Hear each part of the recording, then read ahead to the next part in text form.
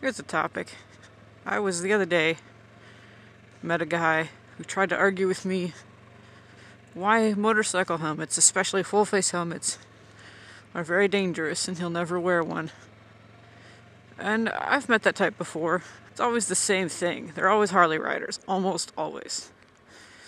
And they're very much, it's the rider's rights, and we shouldn't be forced to wear helmets. I actually agree with you. It's a free country and you should not be forced to wear helmets. However, thinking you have to justify that with all this false logic about why helmets are bad is stupid. Just admit you don't want to wear one.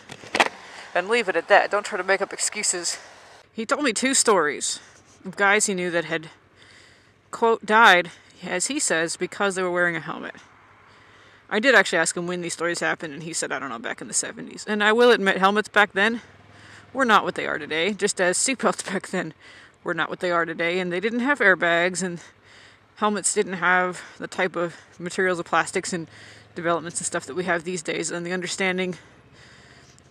Anyway, it's very different. The 2 stories he told me, first one was about a guy who apparently was riding out in the desert with a friend. He had a full-face black helmet, and he went off the road randomly, totally randomly, went off the road and crashed and died. And they did an autopsy and said he was already dead before he even went off the road, because apparently the helmet had baked his brain alive and he'd died of heat stroke.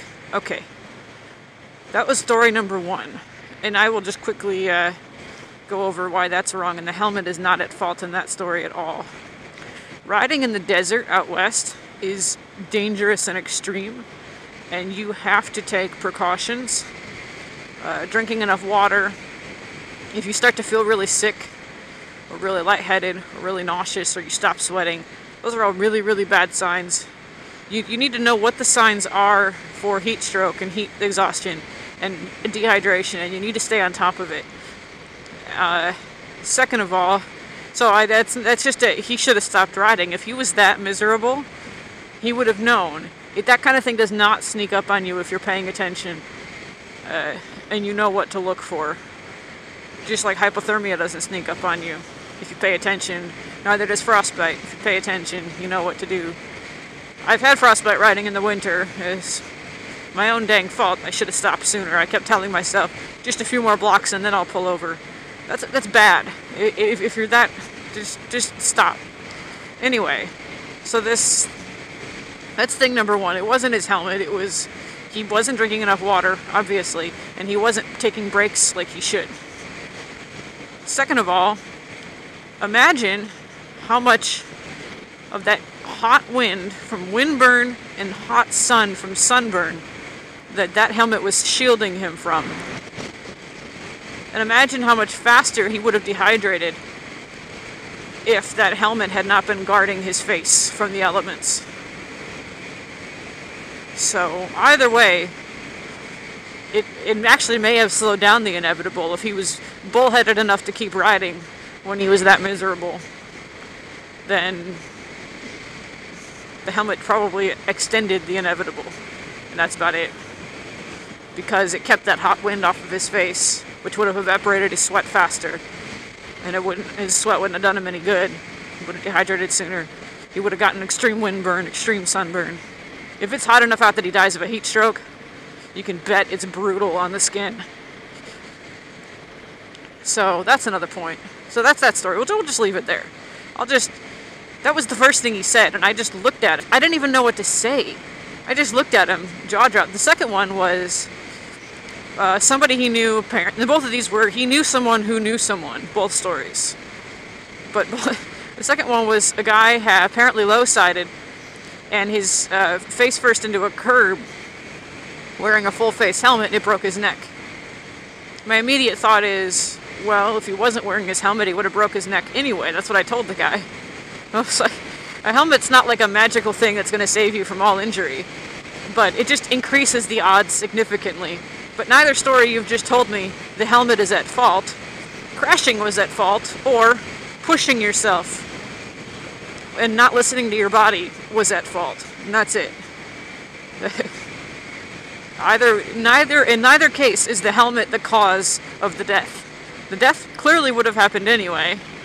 And, you know, a helmet is not a guarantee, just like a seatbelt's not a guarantee. People die wearing seatbelts all the time. It's not because of the seatbelt. And don't even get me started on that tangent. Oh, they were trapped and they couldn't, and the car was on fire. Do you know how small of a percentage, like 0.0000 repeating, and then there's a random number percentage of accidents where that's actually a factor?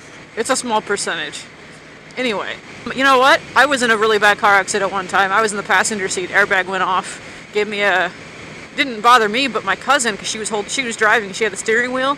The airbag went off. It gave her like a 3rd-degree burn on the inside of her right arm. Oh, airbags are so terrible. You know what though? She probably would have broke her face up if it wasn't for the airbag. And the burn healed and didn't even leave a scar. It's, pick your poison, you know. Anyway, the point is, I mean, if somebody doesn't want to wear a helmet, that's totally their prerogative. But what I don't like, and I'm saying this repeatedly, is when then they try to justify their decision by saying that it's the safer one. And that's BS. It's absolute BS. Hands down. The only reason I'm still here and riding is because I was wearing a helmet.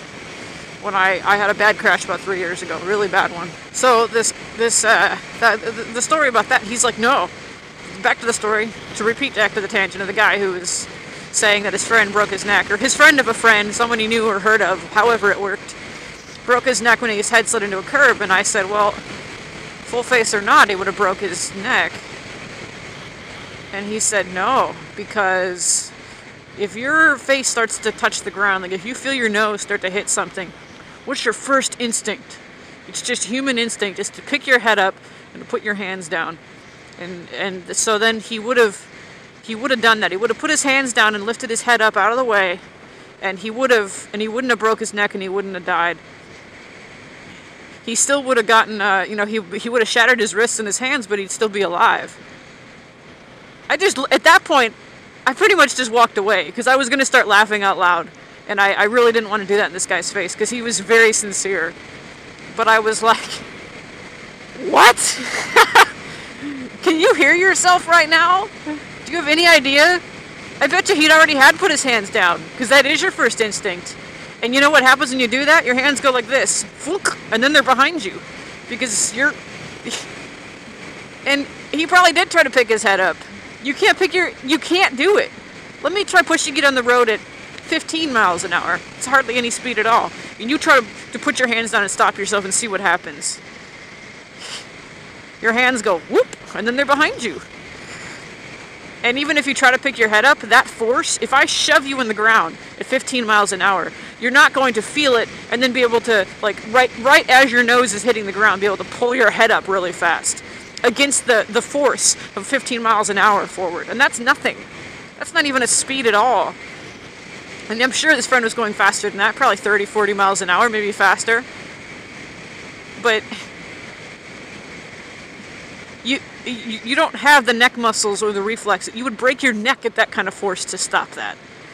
And you don't even have that. It doesn't even bend that way. No, you'd bounce a couple times first with your cranium. Like, I couldn't believe that one. That one I was so, like, incredulous at that one, I didn't even know what to say. And I was afraid I was going to start laughing.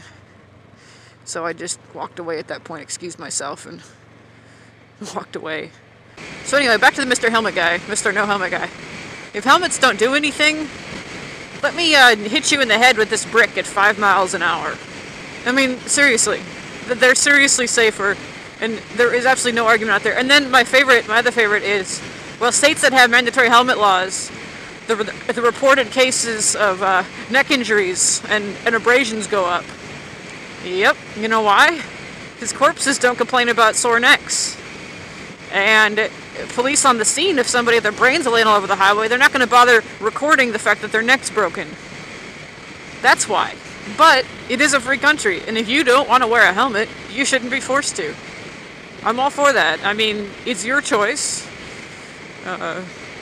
It's like if somebody wants to ride their car without a seatbelt. I don't know why you would do that, but it is your choice. And sometimes when we're out in the country and I'm in the back seat of the car and we're all just hanging out, I'll take my seatbelt off. And I've been in a car accident in the back seat without my seatbelt off, and we slammed into a deer at 50 miles an hour.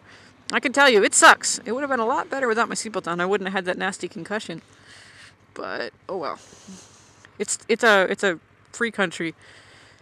So if you want to say that there shouldn't be a helmet law for the sake of personal freedom, I'll agree with you. But if you say it's for personal safety, I'm going to laugh at you. And that's my story. What? You made it? Oh, yeah. Wow! So special. Thanks. Yeah.